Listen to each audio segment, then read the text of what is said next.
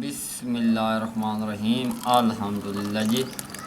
Check कर लो जी, आ गया जी, आ गया आलू बुखारे दा शरबत, मैदे जिगर दा इलाज आ चुका जी। अल्हम्दुलिल्लाह जी। उम्मीद है तुहानू ये रेसिपी सादा अंदाज माहौल पसंद। बिस्मिल्लाहिर्रहमानिर्रहीम अस्सलामु अलैकुम। उम्मीद करना तुसी सारे ठीक हो। तुहाडा अपना भाई मुहम्मद बिलाल सफदर तुहाडी खिदमत विच हाजिर है। अल्लाह दे फजल करम और शुक्र दे नाल उम्मीद करना तुसी सारे ठीक हो। अज मैं तैयार करेंदा पे बहुत मज़ेदार, गर्मी भी बहुत ज़्यादा है पई, आलू बुखारे दा शरबत तैयार करेंदे पे अपने गाँव दे विच देहातां दी खूबसूरत फिज़ा और आबो हवा दे विच बनावांगे। बाकी तुहाडे प्यार और मुहब्बत मैनू दिन ब दिन इस काबिल बना रहे हैं कि चंगी तो चंगी चीज़ बनावा।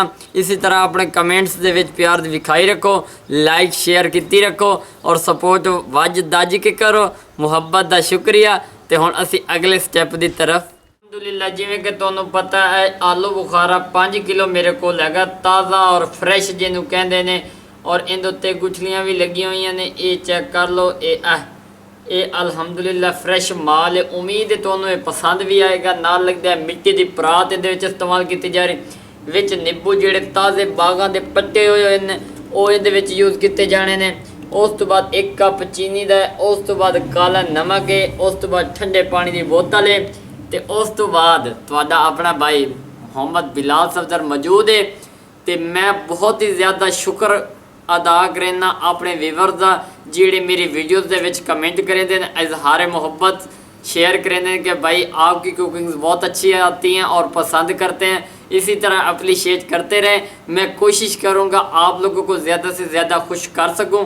तो हुण असी अगले काम की तरफ चलते। कित्थे गईयां पिपलां दी टालियां ते बेरियां, कित्थे गईयां साडे पिपलां दी छावे। ऐ चेक कर लो जी, ऐ टप असी थल्लों रख दिता है। अपनी पुरानी यादां ताज़ियां कर रहे हैं सरसब्ज माहौल दे विच। ये बेकिंग सोडा है पिया, इहदे विच पा दिता। ऐ चेक कर लो, हुण विच आलू बुखारे पावणे। बिस्मिल्लाहिर्रहमानिर्रहीम अल्हम्दुलिल्लाह जी। बल्ले जी बल्ले, ये जो काम करन दा अपना ही मज़ा हैगा। तो ये वेख लो विच मैं पानी भी पा दिता। हुण ये जिहड़ा विच मैं कैमिकल लाया, इस कैमिकल दे नाल इनकी डस्टिंग जितनी पुरानी तो पुरानी होती ना, इस तरह ये नज़र आएंगे। ऐ चेक कर लो अल्हम्दुलिल्लाह जी। ये निक्कियां निक्कियां खुशियां, निक्कियां निक्कियां चीज़ां अगले दे कोई शेयर करन दा अपना मज़ा है।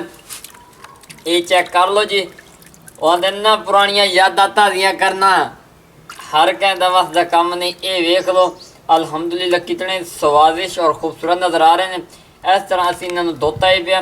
ये आ वेख लो कैमिकल में तुम लाजमी लाना, बेकिंग सोडा ला लो या कोई होर नमक ला लो जिंदे विच ये यानी कि बिल्कुल साफ़ हो जाए। ये वेख लो बिल्कुल साफ़ हो चुके हैं। और इनकी डस्टिंग भी मैं तलो विखाई सा भी इन्हों की डस्टिंग किस तरह साफ़ हुई है पे बिल्कुल खूबसूरत अंदाज नाल तैयार होगा। उम्मीद है तुहानूं ये साडा अंदाज माहौल पसंद।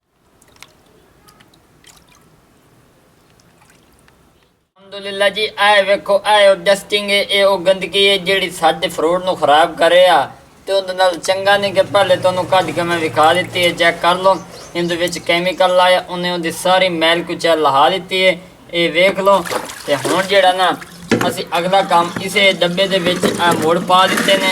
एक पानी होर दे दिंदे आ ताकि जिहड़ा ना वो रहांदा खांदा थोड़ा बहुत कैमिकल का असर होवे वो उतर जाए। क्योंकि असी जिहड़ा इहदा शरबत तैयार करना ना वो इं समझो कि तुम जितना मर्जी चाहो यूज़ कर सकते हो। 1 महीना 2 महीना इन सेव भी कर सकते।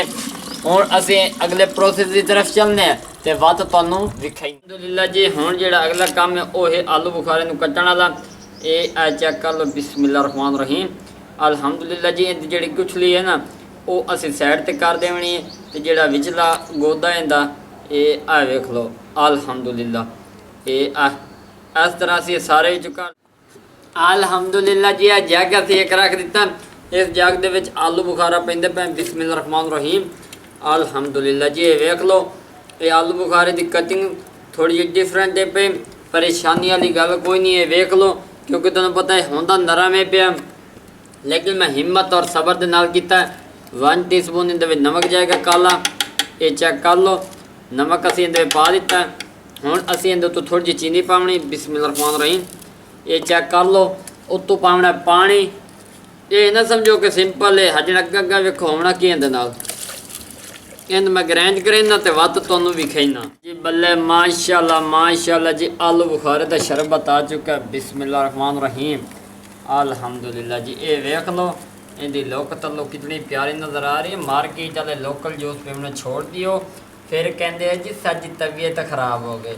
और भाई वो तो ख़राब होनी जो तुसी टोटके जो अपने आप करने ने। ये चेक कर लो जी।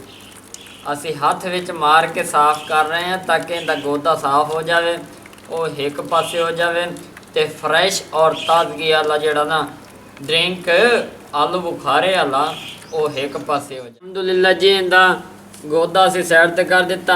असल इनका कलर आ चुका है आलू बुखारे वाले शरबत का। हुण यह जिहड़ा लैमन है, लैमन असी कट के रखे होया इस नूं विच रस इनका पैने। बिस्मिल्लाह रहमान रहीम अल्हम्दुलिल्लाह जी। इनकी खटास नाल मज़ीद टेस्ट विच बन जाएगा। मैदा जिगर फेफड़ियां दा जिंदा मसला होवे वो ईजीली ये वाला शरबत ये वाला जूस बना के पीवो और बहुत ही अथेंटिक और सिक्योर रहेगा। बिस्मिल्लाहिर्रहमानिर्रहीम अल्हम्दुलिल्लाह जी। ऐ चेक कर लो जी। आ गया जी, आ गया आलू बुखारे दा शरबत मैदे जिगर दा इलाज आ चुका जी। अल्हम्दुलिल्लाह जी। उम्मीद है तुहानू ये रेसिपी सादा अंदाज माहौल पसंद आएगा। अगर पसंद आ जाए तो अपने इस भाई के यूट्यूब चैनल को सबसक्राइब जरूर कर दिया बिलाल विलेज फूड नू। ते बाकी मैं इनका टेस्ट जोड़ा वो तुहाडे सामने करना वो तुहानू करके विखाना। लगता कि मैं इंजे पानी थले बह के पी लवांगा लेकिन मेरा दिल मुतमिन नहीं होया। ए पिछों निम मैनू वापसी लैके आईए उस तो पहले मेरे वीवर पी लवन। ए चेक कर लो फलसफा जूसी मज़ेदार आलू बुखारे दा शरबत। बिस्मिल्लाह रहमान रहीम।